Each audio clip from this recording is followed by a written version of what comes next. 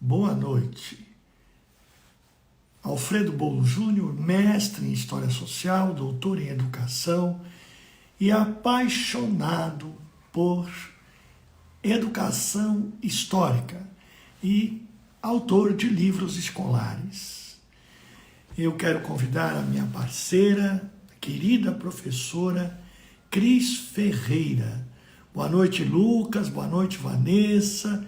As pessoas estão entrando. Seja bem-vinda, Cris. Fiz um convite à sua pessoa. Professora Cris Ferreira entrou. Oi, Cris. Olá, professor. Boa noite. Só esperando Mariana. Tudo bem? Tudo bem, querido? Meu filho entrou, tudo certinho. Ai, que delícia. Ai, que delícia. Tudo Isso bem, mesmo. professor? Eu tô Parabéns bem, pela querida. coleção nova, hein? Que Já vou bonito. solicitar a escola para pedir lá para a FTD, para a gente conhecer a sua nova obra de história. A gente mexeu bastante, inventou coisas, fez novas propostas, mas é isso, é uma paixão que a gente tem, né? E a coleção A Conquista, ela foi muito bem avaliada no MEC, isso me deixou muito feliz, agradecido a Deus e a todos que colaboraram e também que são usuários, né, que usam a coleção em sala de aula. E estou diante de uma grande professora que utiliza a coleção em sala de aula, a professora Cris Ferreira. Com certeza. Muito E obrigado, assim, professora. inclusive, o filho da Mariana é meu aluno e nós Olha. trabalhamos, né, com o livro do quarto Que ano. gostoso. Que A gente gostoso. curte muito. Nós precisamos ouvir o filho da Mariana, né?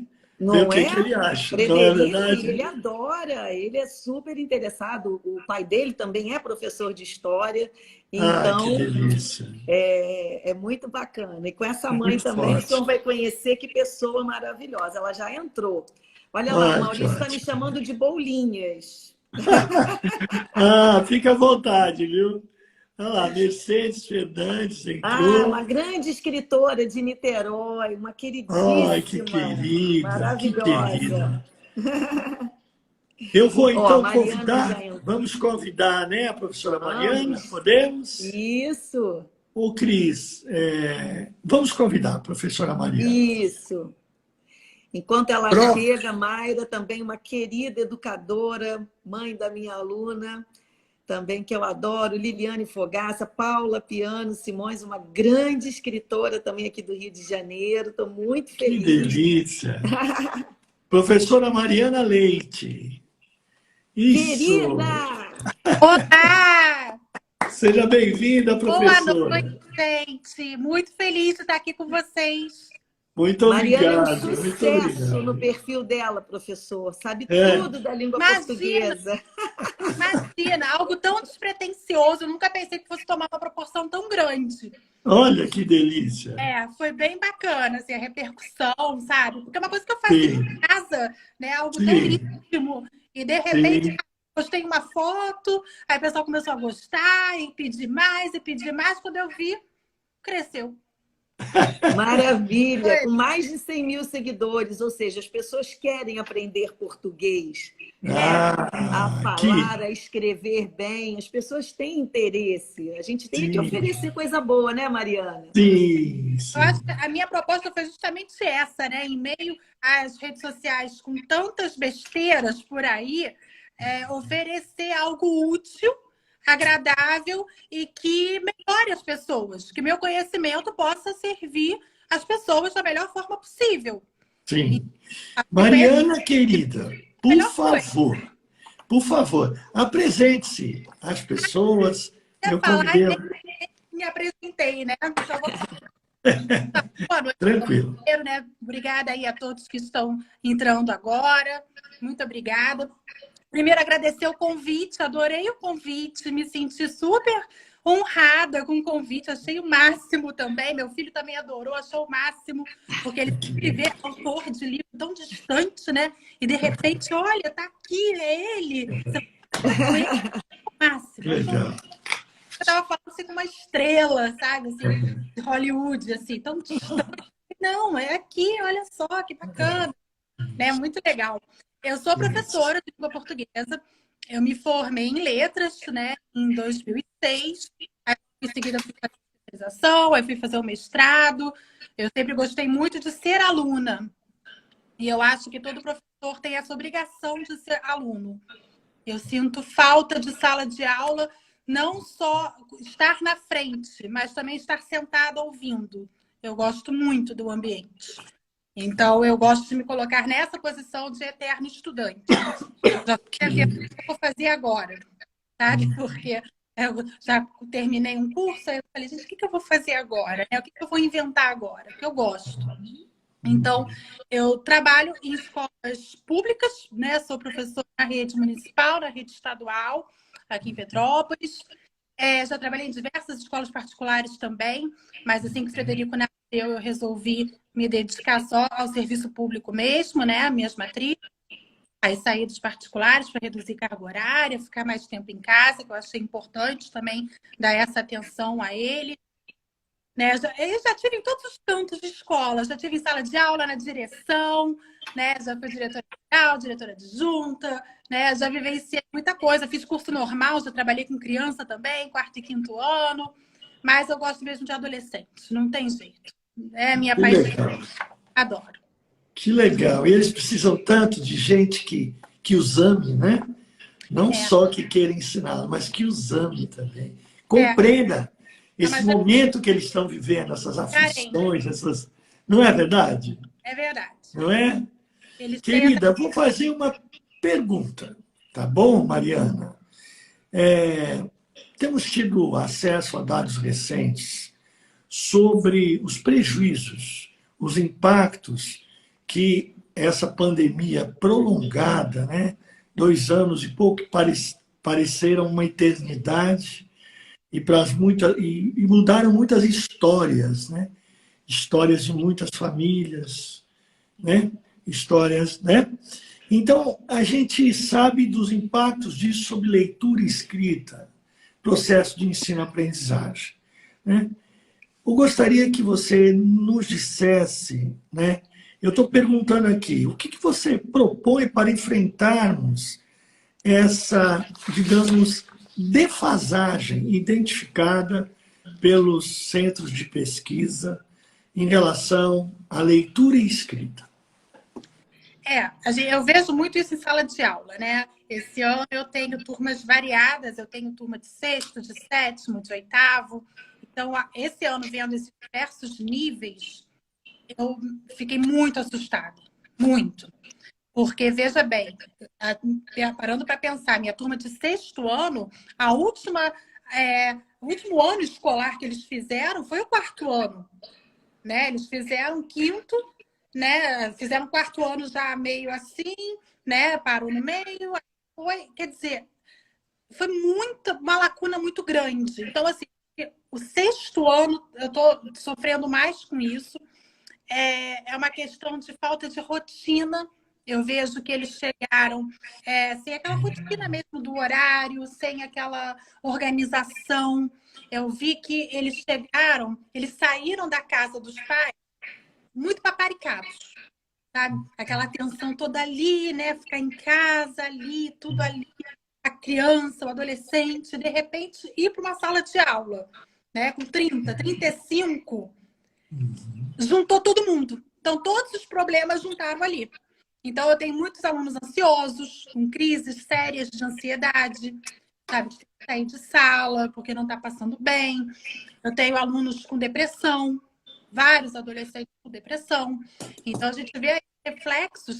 E a questão é, como é que eu vou falar de leitura, de escrita, se a saúde mental desses adolescentes não está bacana? Sabe? Então, um problema é muito mais embaixo, sabe? Eu tenho que ir lá, primeiro tem que ir lá na família, conversar com família, aí entra o trabalho da diretora, né? Aí entra o trabalho de psicologia escolar, assim, são várias camadas até chegar onde eu preciso chegar, não posso despejar o conhecimento. No início do ano, eu estava fazendo praticamente assim, o básico do básico, sabe? De cópia, de leitura, sabe? Com essa turma de sexto ano, tratando eles como eu trato, às vezes, meu filho. Só que meu filho tem 9 anos. Mas era Ô, um Mariana, caso gigantesco.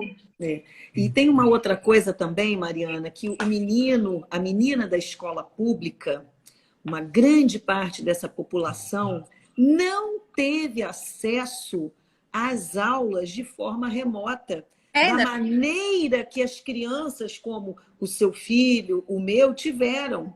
Então, para além de tudo, ainda tem esse fosso esse fosso que se abre, né, de oportunidade, porque essa criança, esse adolescente da escola pública, muitas vezes também não tiveram acesso a uma aula remota minimamente organizada. Então, assim, a gente tem aí uma série de questões que são muito complicadas, né? E que a gente precisa se debruçar hoje muito mais, né, Mariana, sobre esse processo de ensinagem, sabe? De como que a gente vai ensinar, resgatar, né, os conhecimentos dessas crianças, desses jovens após esse período, né? E eu confesso que eu não sei. Assim, sinceramente, eu estou assim, aprendendo, estou tateando ainda.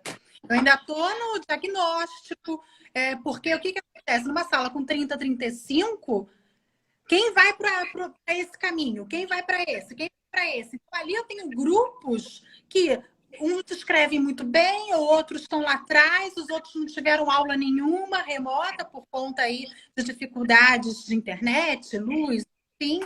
Então, quer dizer, tem vários problemas, juntaram vários problemas ali. Então, por mais que a gente tenha amor, por mais que a gente tenha a paciência, tudo, tem horas que dá vontade de sair correndo, porque está muito difícil. E juntando isso tudo, tem o fator de saúde mental. Tem o fator das famílias simplesmente depositarem as crianças ali, ó, se vira aí, né? Já fiz a minha parte, toma aí, né? Então a gente tenta buscar um diálogo e não consegue. Então a gente vê de tudo. A gente vê famílias muito empenhadas também, claro, né? Vale ressaltar aqui, tem famílias que chegam junto, que estão ali, o que é preciso comprar, o que é preciso fazer, né? Como eu posso ajudar em casa, ok. Mas a gente sabe que a grande maioria é uma realidade muito diferente da nossa. Então, eu ainda estou aprendendo a lidar com isso também. É tudo muito novo para mim também. Né? Para todos nós, né, Mariana? Para todos nós. Como eu já sou uma pessoa muito ansiosa, então o que acontece? Quando eu vejo assim, que eu comparo, né? Eu faço planejamento, né? Eu faço planejamento semanal. E às vezes, quando eu separo e vejo os meus anteriores, né? Assim, 2019, né? Que eu estava em sala de aula, eu falo, caramba, como eu estou atrasada com a matéria, como a matéria não anda. Né? Como eu ainda estou nisso, era para estar naquilo, e vai me dando um desespero. Não, Maria, assim, até para mim, como pessoa, eu estou aprendendo a desacelerar. Falar, não, é isso. Não adianta eu meter o pé no acelerador, porque eles não sabem o básico. Eu tenho que ir lá no básico, eu tenho que construir tijolinho por tijolinho. Né? Eu não posso chegar em cima. É um caminho longo a seguir. Então, para mim, está sendo uma descoberta. Assim, eu não tenho essa fórmula, sabe? Não sei se eu estou fazendo certo, se eu estou fazendo errado, sabe? A gente vai ver, vai construindo e vai vendo, vai chamando. Eu sou dessas, né? Chama na mesa, uma caneta aqui, vamos lá. Né? Professor, mas é isso. Né? Veja, você está agindo corretamente, né? Você está tendo uma atitude de humildade intelectual, né? Que é essa busca por uma solução. Né? Não tem uma verdade pronta, um formato de aula pronto, porque realmente os problemas se embaraçaram. Os de ordem didático-pedagógica com os de ordem emocional e, inclusive, mental. Né? Então, essas perdas também que muitos tiveram durante esse período, tudo isso se soma. Mas a gente tem esperança, a gente é brasileiro, a gente insiste, né? A gente persiste. E a pergunta que eu queria fazer, porque eu acho que a Cris já fez esse comentário, aliás, muito pertinente. Uhum. Eu tenho filha na rede pública que diz que no bairro dela, 30% acessaram as aulas remotas. É isso aí. 30% dos alunos. E Gente, ela é uma é diretora outra realidade. uma diretora muito presente. Mas lá longe, em Parelheiros, 5% acessaram, né? É. Que é a zona sul de São Paulo, bem distante mesmo. Bem, mas vamos lá. Como estimular as pessoas a lerem em um mundo com tantos estímulos? É, Né? Como, né? cara, Você tem as imagens, né? O oceano de imagens que se interpõe, né? Como estimular as pessoas a lerem? é o que eu falo muito para os meus alunos, né? Eu acho assim, eu não falo tem que ler. Então, eu não uso tem que. Eu procuro passar para eles, assim, o porquê de ler. Sabe? Eu acho que quando a gente consegue enxergar a finalidade da coisa, a gente consegue absorver e pensar, poxa, não, isso vai ser bom para mim, então eu vou fazer. Sabe? Então, ler é chato? Ler é chato pra caramba. Isso Claro, é uma crença limitante, né, Mariana? Como é que a gente rompe isso, né? é muito Ler complicado, é chato. Ai, não, tia. Ai, ler é muito chato. Como é que a mas gente vai rompendo isso, né? aí que tá. Aí a gente vai trabalhando, né? Desde pequeno, é um trabalho desde pequeno. Não que adolescente você não consiga, consegue. Claro, vai crescendo e vai ficando mais complicado.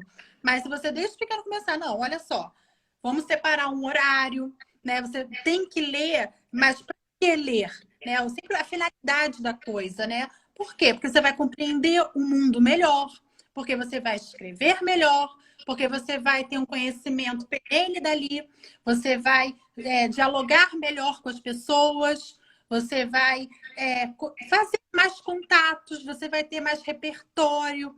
Então, por exemplo, quando eu trabalho, eu faço esse trabalho individualizado, né, das redações, né, do treino de redações para o Enem. Então, às vezes, eu passo a teoria toda a técnica, toda a estrutura. Eu vejo que meus alunos já entenderam na introdução o que, que tem, né, desenvolvimento e tal, mas falta o recheio do bolo. E aí é que tá. Não é a Mariana, a professora, que vai fazer. Eu vou indicar as leituras, eu vou mostrar o caminho, mas ele que tem que fazer. Vai ter que ler, ele vai ter que ouvir um podcast, ele vai ter que ler um jornal, ele vai ter que buscar essas informações. Porque ali a estrutura, a técnica, beleza. Mas às vezes eu vejo que falta ali o repertório. Então, quando a gente né, você precisa ler, porque vai melhorar o seu conhecimento, vai melhorar a sua escrita, você vai se tornar uma pessoa mais interessante, porque você vai ter o que falar, as pessoas vão parar de ouvir. Então, quando você vai trabalhando isso, aí começa, tem razão, sabe? E aí eu sei o que eu falo. Aí, com os adolescentes, a minha tática é ler o que você gosta. O que você gosta? Você gosta de, sei lá, esses romances aí que agora estão na moda. Leia, leia. Porque lá na frente ele vai ter que se deparar com um clássico. E aí vai ser bacana que ele vai poder fazer também a comparação. Ele vai valorizar o clássico. Né? Ele vai ler, caramba, eu tava lendo aquilo, é uma porcaria. Olha só, tem Machado de Assis, que é bom pra caramba. Sabe? Ele vai começar a criar essas comparações. Então, assim, eu acho que no início eu deixo muito solto. Leiam. Leiam o que vocês quiserem. Né? E depois a gente vai, olha, já leu isso daqui? Já leu isso daqui? Esses dias, foi mês passado, antes de terminar as aulas, né, antes das provas, um aluno meu do 8º ano chegou com o Olavo de Carvalho, gente. O máximo. Sabe? Então eu falei, caramba, gente, assim, é um livro puxado, a gente, né, ele chegou, olha o que eu tô lendo. Quando eu falei, caraca, né?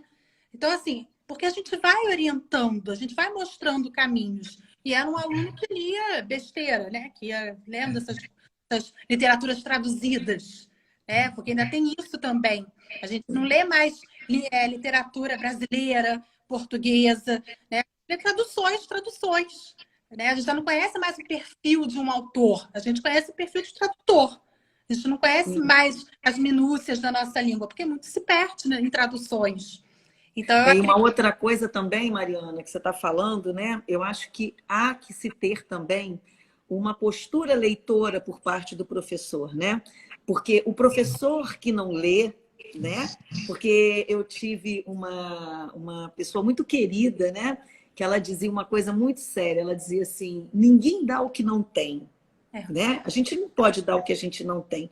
Então, há que se pensar também na própria formação dos professores, né, Mariana? Para que os professores também sejam leitores e consigam perceber que esse estímulo à leitura não deixa de ser um ato de sedução também, né? Quando você abre para que ele possa ler o que ele quiser, quando você respeita as escolhas dele, mesmo que essas escolhas muitas vezes não sejam as suas, isso é muito importante, essa formação do professor leitor, desse professor que tem esse senso crítico, que isso tudo que você falou, para a gente despertar no aluno, o professor tem que ter, né? Senão, de fato, a coisa fica muito complicada. E eu vejo então, é um todo, aqui em casa, né? também. Né? Eu vejo muito isso aqui, porque Frederico cresceu numa casa de leitora. Então, ele já cresceu assim, olhando capa de livro, folheando, né? E até hoje, né? Eu costumo deixar os livros assim em lugares, né? Vou lendo e vou largando assim, né? E aí, esses dias mesmo, eu estava lendo, que eu estou lendo aquele da Suzane Richthofen, né? Que eu gosto de crimes, né? Eu gosto muito de histórias de crime. Então, eu estava lendo e quando eu vi, eu já estava folheando. Eu falei, não, esse você não vai poder folhear, não, porque esse é muito pesado. Até eu tenho que dar um descanso dele, às vezes, porque ele é muito pesado. Mas, quer dizer, você criar todo um ambiente, né, para que ele veja, caramba, é legal ler. Então, ele também já tem o livrinho dele, ele também inventa os marcadores de página, né, porque eu invento também os meus, eu vou marcando com o que tiver, sabe? Ele também vai marcando com, sabe? Então, eu vejo que, assim, muita coisa minha, ele também está herdando, sabe? De pegar um pedaço de papel, não, estou marcando assim, né? De escrever, de comentar. Então, isso que é bacana também, e em sala de aula também, né? Então, quando eu posso, eu falo, olha, eu estou lendo isso, né? Eu comento, eu falo, ó, isso não é para a idade de vocês agora, mas quem sabe depois, é bacana, né? Então, é todo um diálogo, né? Eu acho que... E o exemplo é tudo. É verdade, você falou bonito agora. A próxima pergunta eu vou deixar para a Cris fazer. Cris, por favor. Vou tomar um remédio. Mariana, deixa eu te falar uma coisa, né? Eu sou de um tempo que a gente tomava leitura, né?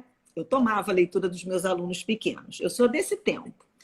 E eu, ao contrário, né, do que às vezes essa modernidade vem querendo, né? Não, tudo que é do tradicional a gente tem que colocar para fora. Não, eu tenho coisas que eu preservo, né? Então, por exemplo, eu faço concurso de leitura na sala, eu estimulo muito os meus alunos, brinco que eles vão ser repórteres por um dia, então eles têm que apresentar uma notícia, eles têm que ler uma notícia que eles levaram. Fiz isso agora quando a gente trabalhou a unidade que trata dos indígenas, né, lá do nosso livro de história. Enfim, então, assim, a leitura, a gente também treina. O que você pensa disso? Porque existem camadas de leitura, né? A leitura silenciosa, a leitura para si, a leitura oral. Essa leitura oral que também ajuda a criança a aprender, né, os sentidos daquilo que ela está lendo. O que você acha disso? A leitura também se treina? Sim, eu acho muito bacana. Eu lembro que quando eu fiz normal, eu era, né, a gente estagiária, né? Eu lembro que eu fazia, eu que tomava a leitura das crianças. Tinha uma mesinha lá fora da sala e eu que chamava para tomar a leitura. E são essas práticas tradicionais que se perdem pelo caminho que a gente vê agora o quanto estão fazendo falta. Acredito sim no lúdico, acho que tem que ter, eu acho que tem que trazer essa realidade para a criança também, essa aplicabilidade da matéria, ok. Mas tem coisas tradicionais, tem detalhes tradicionais que fazem muita falta. E eu acho que a leitura em voz alta, você chamar um por um, você estimular a oralidade, ir lá na frente. E isso que você faz até com as crianças, eu acho o máximo. Porque os adolescentes lá, até ensino médio, que tem vergonha de ir lá na frente, morre de vergonha. Não quero apresentar, vão apresentar escondendo atrás da cartolina.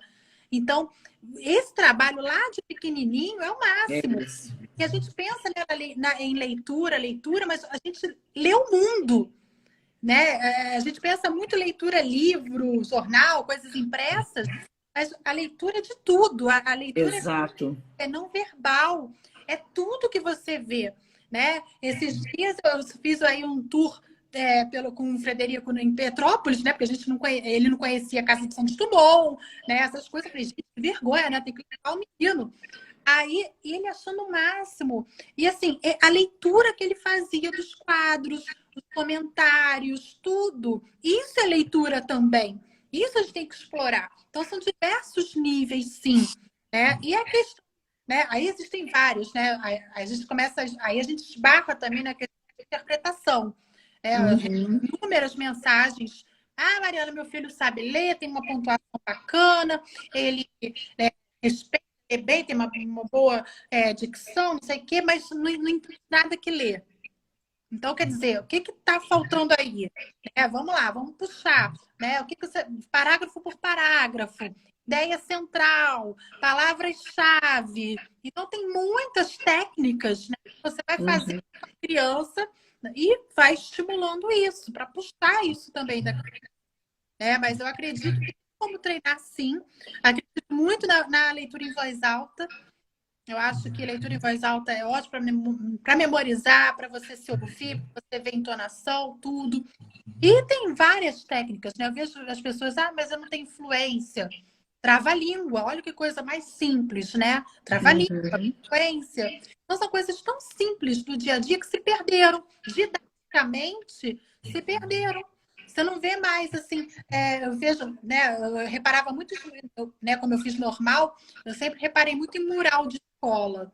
A gente não vê mais, assim, esses trabalhinhos, sabe? De leitura, de datas comemorativas, de pesquisa, que a gente colocava no mural. Lá na escola tem, hein? O nosso dos indígenas foi um sucesso. Ai, que maravilha! É muito bacana isso. E cada vez mais está se perdendo, sabe? Esses repertórios se perdem no caminho. E, na verdade, não são substituídos por outras coisas, né? Essa é que é a grande questão. Fica um conhecimento muito raso de tudo. Exato. Informações. Exato. Conhecimento são informações. Você não manda... É diferente de conhecimento, né? E Você sabe, hoje...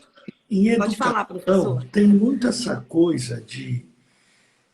Surge um novo, uma nova proposta, uma nova teoria, e faz tábula rasa do passado. Quando, na verdade, não é assim, né? A gente que já passou por algumas reformas educacionais, né? Desde a 5692, e aí vai alterando e tal, a gente vê que as propostas curriculares vão mudando também com o passar do tempo. Na verdade, a gente, muitas vezes, está dando um nome novo para práticas, né? E em educação, eu acho que a gente agrega, incorpora e avança. E não se dá por desaparecimento, né? Por eliminação das boas práticas, né? Eu ouço a Cristina falar e vejo que ela adota algumas práticas que eu já adotei em sala de aula e que acho extremamente pertinentes e eficientes. Sim. Como ela disse, a estratégia do repórter por um dia. Né? Eles amam. Amam. Jornal falado, né? Eles amam e eles vão ler, eles têm o conteúdo do livro, eles avançam, eles pesquisam uma notícia, sabe? Eles redigem essa notícia, né?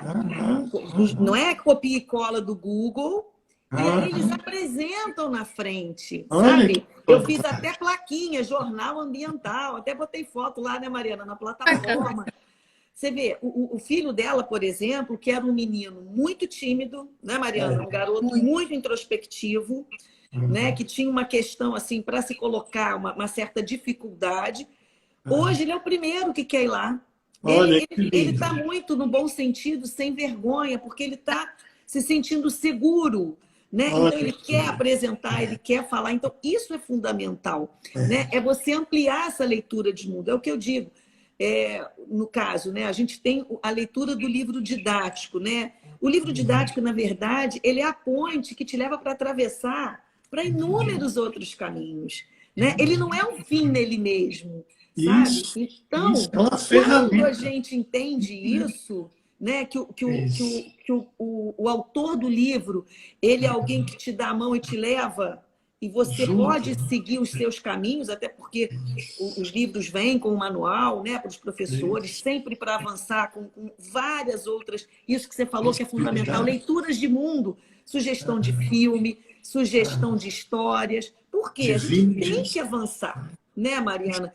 Ler o mundo, né? Por que o menino consegue ler muito bem e não entende o que ele leu? Hoje eu fiz um exercício tão simples, né? Deveria. A gente foi tomar um sorvete, a gente sentou na Praça da Liberdade. Sentamos num banco e ficamos observando. Olha aquele menino lá de bicicleta. O que ele está fazendo? O que será que ele está pensando? Então, assim, são leituras de mundo que a gente vai estimulando, sabe? Até a sensibilidade da criança, né? Porque a leitura também traz essa sensibilidade. E será que o menino está cansado? A gente vai estimulando isso.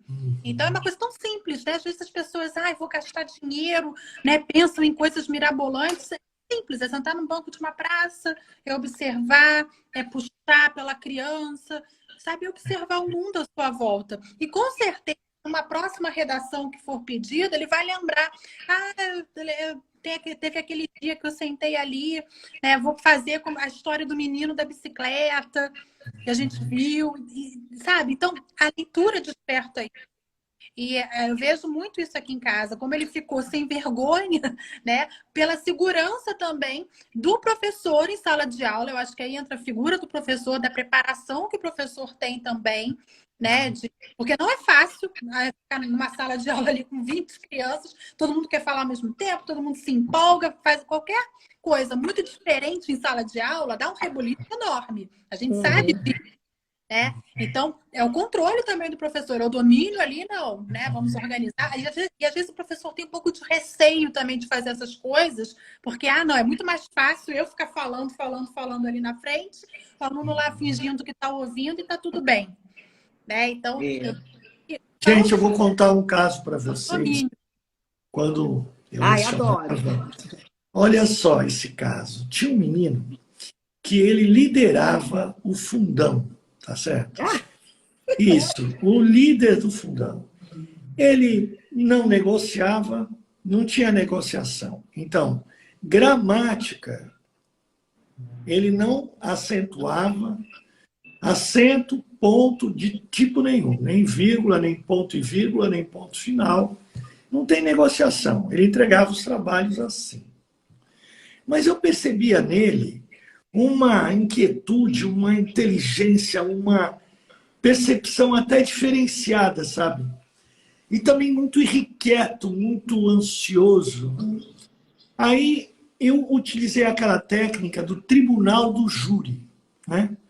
E nós fomos julgar a Dona Maria I por ter dado a sentença, né, de forca para o Tiradentes, né? Então, era o julgamento da rainha. E cada um escolhe um papel, né? Tribunal do júri, então, advogado de defesa, promotor, etc, etc. Testemunhas e tal. Ele levantou a mão e disse, ele não gostava de participar de trabalhos também não, né? Ele só organizava, liderava o pessoal mais, né? Bem, ele disse que queria ser juiz. Um risco muito grande, né? Para um líder, digamos. Mas aí eu falei, não, vou aceitar o desafio. Pensei comigo. Falei, não, tudo bem. Agora, você vai levar a sério, né? O juiz que vai pôr ordem, né, na casa e tal. Ele falou, não, pode contar comigo, professor. Eu falei, ótimo. No dia, vocês não acreditam, ele era de uma família, né? Escola particular, no bairro nobre de São Paulo, que eu dei aula na alta periferia, eu tive essa oportunidade, sabe? Em escolas particulares de classe média alta, digamos assim. Ele veio togado, ele veio total, sabe, como juiz, porque ele tinha na família, né? Era uma família de juristas, né? Gente, ele desempenhou um papel incrível. Do juramento à interrogação. Gente, foi...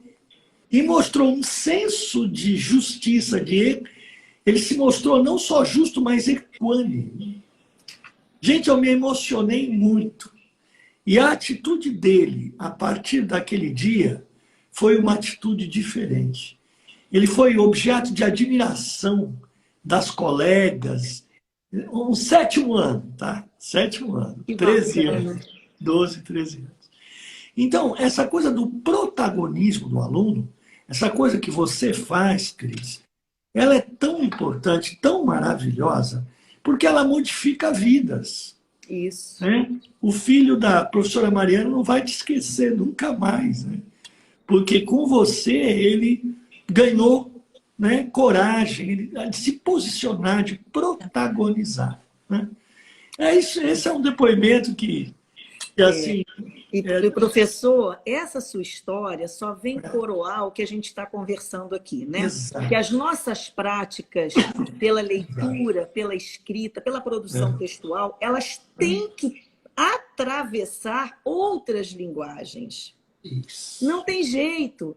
Então, assim, eu queria até fazer uma pergunta para a Mariana, porque ela, como professora de português, e com a página dela, que dá dicas, né, de gramática, e que são coisas que cabem para todos nós. Muitas vezes, Mariana, como é que a gente lida, né, com essa questão? O menino, né, ele sabe conjugar o verbo, ele sabe a regra de acentuação, mas na hora de construir o texto, isso não aparece, né? Quando o professor fala, olha, ele me entregava textos sem pontuação, sem vírgula, sem acento, mas soube se expressar de uma forma tão importante, tão consistente, tão potente, que como é que a gente lida com isso, Mariana? Você como professora de português, né? Como é que a gente... Porque para escrever bem, né, a gente tem que saber a norma, ponto. Mas não é só a norma, né? Não é só. O que você pensa disso? Cada vez mais eu vejo isso, né? Esses exemplos que o professor citou aparecem demais. Às vezes aquele aluno que não consegue fazer uma redação, que me manda uma redação sem pé nem cabeça, que não entende nada, que às vezes você chama aqui, vem cá, lê para mim o que você escreveu. Não, você entendeu o que você escreveu? Teve até, foi agora no finalzinho, né, antes de entrar de férias, eu pedi as turmas que escrevessem sobre um fato que eles julgaram injusto. Assim, conte um fato que você achou injusto, que você presenciou, que você achou extremamente injusto, o que você fez para impedir, ou se você fez alguma coisa para impedir essa injustiça. Gente, primeiro, assim, a proposta de redação já não conseguiam entender a proposta. Então, já tive que explicar. E quantas vezes eu tive que chamar... Deixa eu ver o primeiro parágrafo. Tá, mas o que você está querendo dizer? Não, é isso, tá, mas não está aqui no papel. Então, a conexão do que está aqui para o papel não vai. Precisa de alguém do lado. Vamos lá, vamos organizar isso. Então, assim, tem várias teorias, né, que eu observo. Eu acho que o processamento é tão rápido hoje, né, de você ver tudo tão rápido no celular, tudo tão, né, 15 segundos de vídeo, né, tudo tão rápido, que ele não consegue organizar, ele não pensa para organizar. Porque é o que eu falo com eles, escrita não é baixar uma coisa e, olha, vou escrever. Não, escrita é planejamento. Você precisa planejar. Eu, Mariana, eu planejo o que eu escrevo. Porque todo mundo que escreve com uma intenção, um objetivo. Ninguém escreve por acaso. Uma placa ali de aluga-se, não está ali por acaso. Alguém escreveu porque tem um intuito de alugar aquele apartamento. Então, a primeira coisa, qual é o objetivo da tua escrita? O que você quer dizer na tua escrita? Então, é todo um esqueleto que eu formo com o aluno para que ele texto. Só que esse esqueleto é comigo. Só que comigo numa sala com 30, com 35, que eu não consigo dar atenção a todos. Então já começa por aí, a minha dificuldade. Uns já vão automatizando isso, né? Porque é igual aprender a dirigir. Eu lembro que quando eu fiz a prova ali no Quitandinha, eu fui com tudo na cabeça. Chegando no lago, eu preciso dar seta, porque eu preciso parar. Hoje eu passo por ali, eu até rio. Eu falo, gente, que besteira, né? Assim, é tudo tão automatizado, né? Já dou seta, já vou e tal. E a escrita é a mesma coisa. Só que você tem que aprender o passo a passo. É uma receita, né? Você vai fazer um bolo pela primeira vez, você precisa de uma receita. Depois você vai fazer uma vez com a receita. Assim, você vai dar uma espiada. Ah, deixa eu ver se são 200 gramas mesmo. Ah, é. E depois já vai fazendo. Lá na 10ª vez, você já faz o bolo sozinha, sem receita. E a escrita é assim.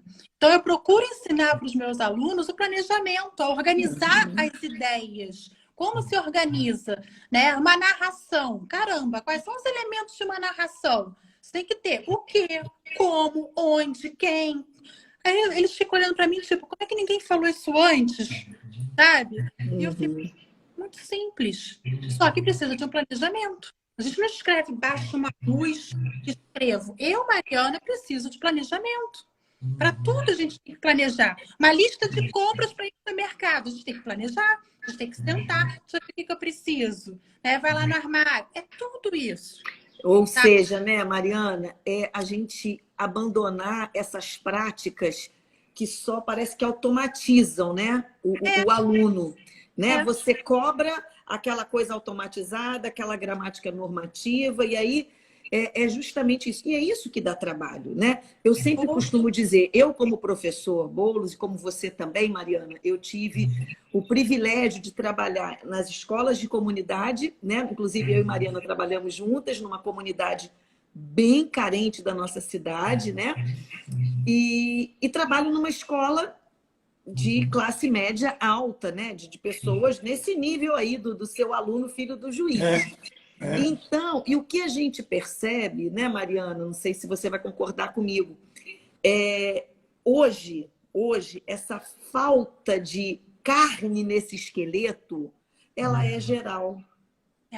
Por isso a gente precisa... Eu sou dessas que, assim, não fico... Ai, por quê?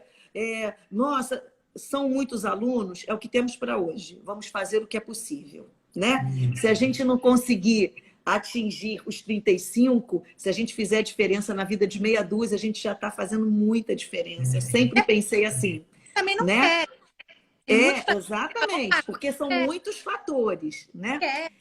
E assim, e ajudar a escrever, né?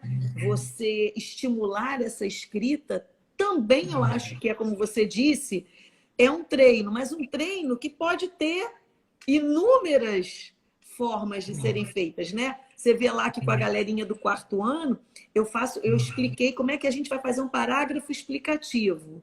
Professor Boulos, eu vou tirar fotos de alguns textos que eu brinco que eles vão ser escritores. Ai, que lindo. Vem cá, eu pedi um parágrafo explicativo, você está escrevendo um livro.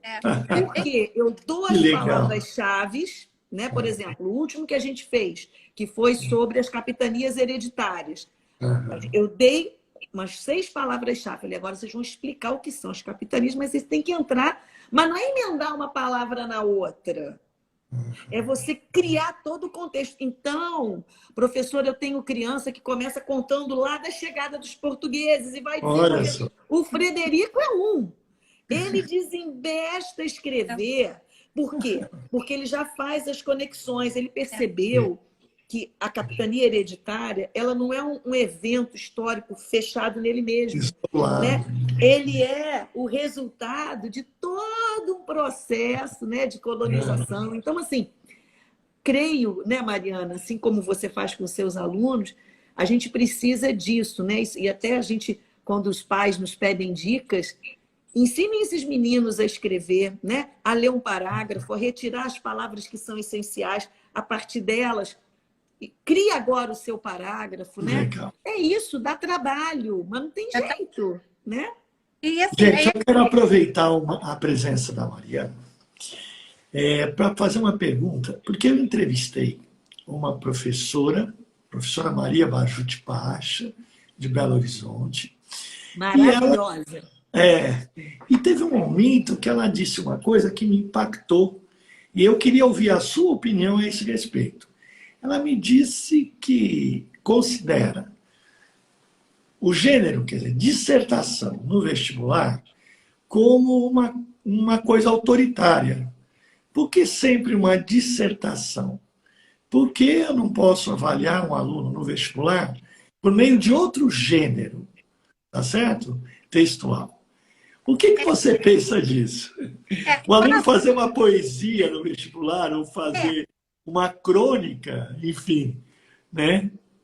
O que você acha disso, Mariana? Interessante, né? Porque eu faço justamente, né? Eu treino os alunos para a dissertação, né? Para esse bolo, né? Mas ela também, viu?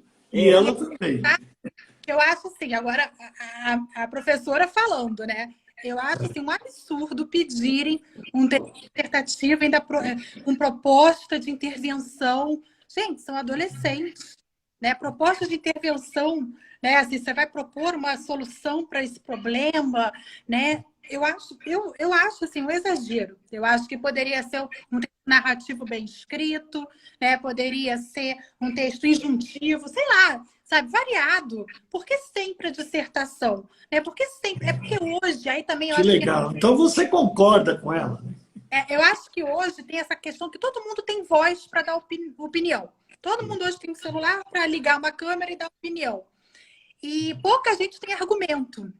Ou então até tem argumento, mas não sabe argumentar. Também tem essa questão.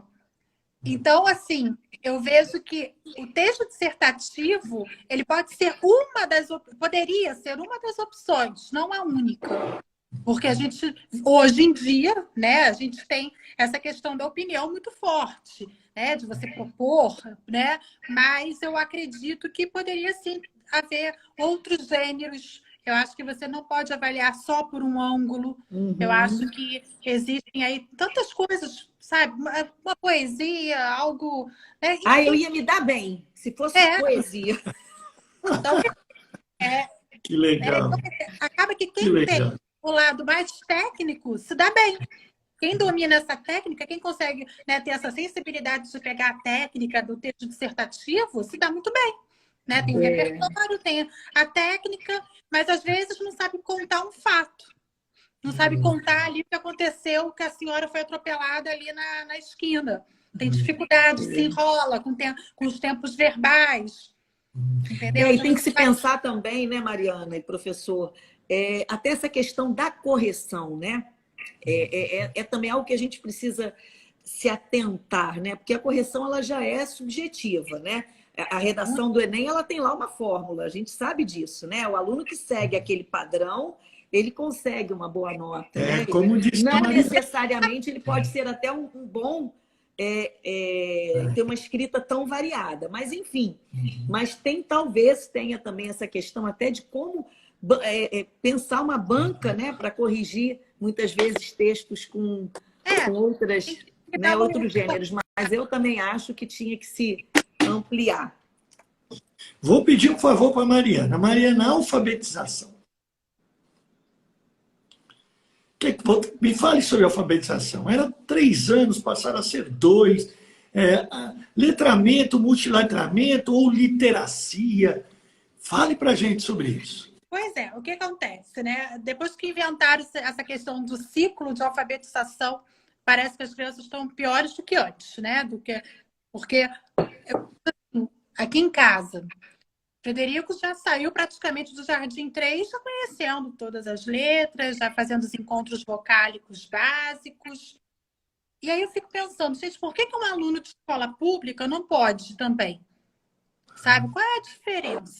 Né? Por que o meu filho não saiu do Jardim 3 já fazendo lá ai, ui, e o do Jardim 3 de uma escola pública tem que ficar desenhando na massinha o dia inteiro, né? Por que essa diferença? Aí vai para o primeiro ano. Mas não foi alfabetizado no primeiro ano, tem um ciclo de alfabetização. Agora pode terminar no segundo ano. Gente, por que meu filho pode ser alfabetizado em 8 meses e o outro tem que demorar 2 anos? sabe? Por quê? São políticas que a gente precisa repensar. Eu vivi muito isso, né? Lá Então, na assim, nossa escola, lá no Carlos DMA, que eu no final, no meu último ano, eu dei aula para nono ano, quer dizer, para o segundo segmento, né, para eu poder entrar com a aposentadoria, a gente, de fato, professor, a gente vê alunos que não têm essa estrutura leitora, nem de escrita, porque eles vêm, mas aí é uma questão assim que envolve muitas coisas, né? Eu acho é, que não é a metodologia, né? Não não, é a gente. A questão é essa formação do professor, é o que você falou antes, é o objetivo, né? Eu já peguei turmas de terceiro ano de crianças que eu tive que realfabetizar praticamente a turma inteira, porque com essa coisa de ter ciclo, infelizmente, né? Agora, isso que você falou da escola particular, a gente vai voltar, é o abismo que existe entre as duas realidades. Essa é a grande questão, né? A gente tem ilhas de excelência na escola pública, eu sou uma grande defensora da escola pública, eu sei que a gente tem pessoas que são como você, empenhadas, mas essa questão da alfabetização, na minha opinião, também é complexa, sabe? muito Muito complexa. Eu complexo. acho que essa coisa de você... essa coisa do ciclo, mas sem uma sistematização, né? E eu, assim, eu particularmente sou favorável à alfabetização fônica, né? Que para mim, eu estudo muito, né? O professor Fernando Capovilla, que é lá da Unicamp, que é um cara que, assim, que eu tenho muito... me identifico com as coisas que ele fala, acho que a gente tem que ter avançado aquela alfabetização do Babebi Bobu, né? Daquela coisa que a criança não vê sentido, né? Muitas vezes naquilo que ele está aprendendo, porque a gente tem que apresentar para a criança isso. A leitura, como você falou antes, como o professor falou, uma leitura de mundo. Aquilo que ele está aprendendo, aquele código, é que vai ajudá-lo a ler o que está aí, né? Então, não é centrar o ensino novamente na decodificação, né? Eu acho que essa que é a grande questão. Professora, Mariana já alfabetizou, professora Mariana? Não, eu estagiei, como eu fiz normal, eu estagiei em muitas turmas de alfabetização. Era uma série que eu gostava muito de observar, sabe? Então, eu pedia, sempre que eu podia escolher, eu escolhia ficar com alfabetização. E como Mas é eu que você está vendo? Queria ouvir a Cris também. ajudei aqui em Com casa. essa coisa de literacia e não letramento ou multiletramento. Essa PNA, que é, digamos, o governo, né, deste governo. O que você acha de letramento, multiletramento e por que? Gostaria de ouvir isso. Então, assim como a professora colocou, né, como a Cristina colocou, eu acho o seguinte, a questão fônica, eu fiquei muito assustada, né, quando eu vi que o Federico ia ser alfabetizado pelo método fônico, porque eu não conhecia. Então, acho que quando a gente desconhece algo, assusta. Mas quando eu comecei a me inserir nesse mundo e ver que não existia só o Babebi Bobu, né, o Boiaba, né, quando eu comecei a ampliar o horizonte, eu falei, gente, que bacana, né, porque eu vinha de estágios de observação, né, e eu não via isso. Então, quando eu me aprofundei, eu falei, gente, é muito bom, né, funciona. Funcionou com meu filho, que tem tanta dificuldade, né, questões sérias, e funcionou. Falei, gente, eu fiquei fascinada por isso. E Ai, aí que eu legal. comecei a pesquisar mais. E, assim, eu acho que aquilo que a gente falou lá no início, eu acredito muito na mistura do tradicional. Acho que tem, né, das famílias, né, do ba, bé, né, você juntar, ok. Mas você ter ali, né, as frases, de você ter ali o conhecimento, de você puxar no dia a dia, né? Então, por exemplo, quando ele chegou lá no V, né? Ah, a gente vai comprar suco de uva, coloca aí uva para a mamãe lembrar, escreve aí uva na lista, que a gente vai comprar o suco de uva. Né? Então, trazer para o mundo é muito importante também, né? Para não ficar só, né, do boi baba, né? Vovó viu a uva. Exatamente. Então, É o descontextualizar o que eles aprendem. Eu fiz uma pesquisa, né? Eu fiz um curso de pós-graduação na Universidade Federal Fluminense de alfabetização das classes populares, né? E era um curso que tinha assim, um viés, ainda naquele tempo, já tem muitos anos, muito voltado para as práticas, né?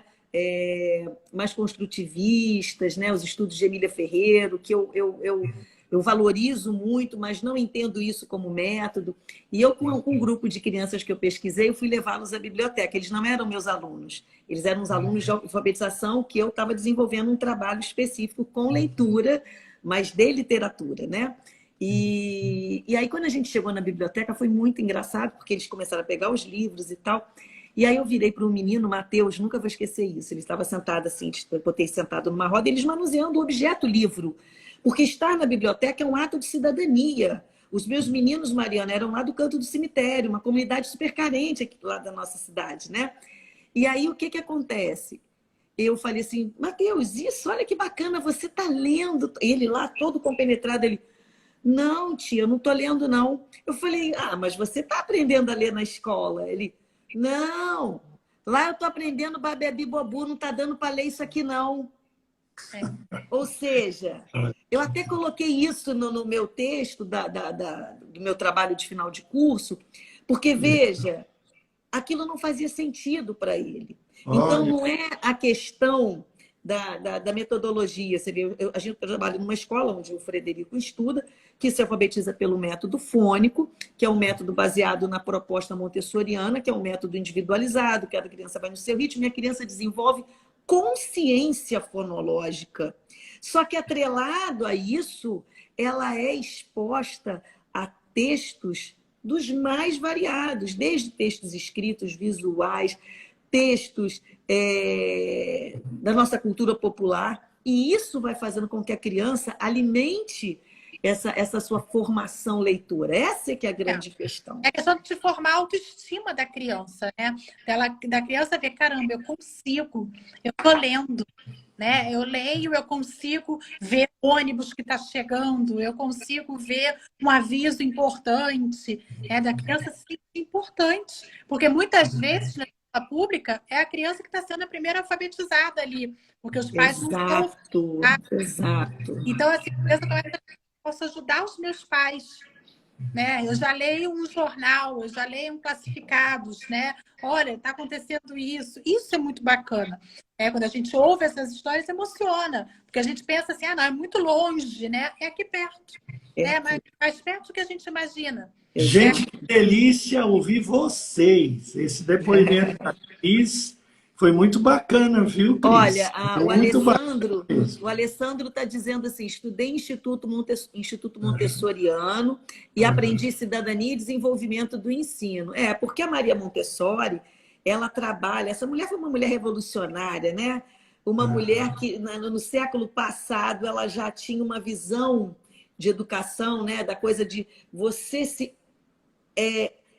se autoeducar, né? Uma educação que também perpassa pela sua experiência. Então, isso é muito bacana, muito bacana. Obrigada, Alessandra. Gente, vamos nos despedindo. Pois é, professora, a hora voa. Voou. Quando a conversa é boa, a hora voa. Não tem jeito, é assim mesmo. É uma delícia mesmo. Muito obrigado, viu, professora Mariana? As suas intervenções, professora Cristina, sempre cheia de vida, são intervenções cheias de vida real. É porque a gente ama o que faz, né, professora? É igual a senhora de verdade. Agora falando da sua coleção. É igual criança, né? Eu digo que... Está tudo na mesma angústia, né? Calma também.